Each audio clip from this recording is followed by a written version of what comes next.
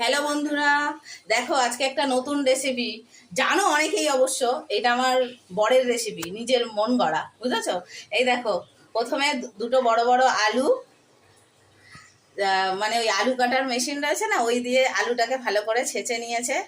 তারপরে ওর মধ্যে দিয়েছে লবণ, হলুদ, জিরের গুঁড়ো, ধনের গুঁড়ো, চাট মশলা, গোলমরিচের গুঁড়ো, লঙ্কা কুচি, আর দিয়েছে লেবুর রস, আদা বাটা। তারপরে দিয়েছে কিছুটা পরিমাণ দই। ও আর একটা দিয়েছে ডিম।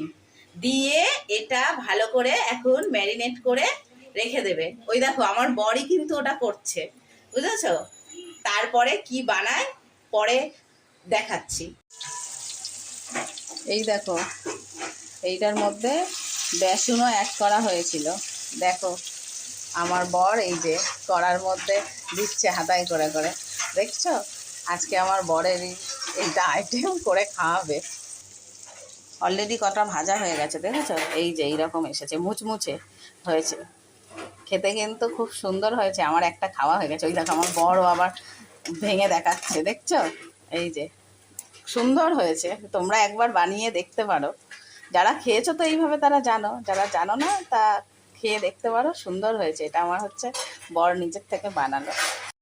অলরেডি অনেকগুলো ভাজাও হয়ে গেছে, দেখো দেখে কি লোভ লাগছে।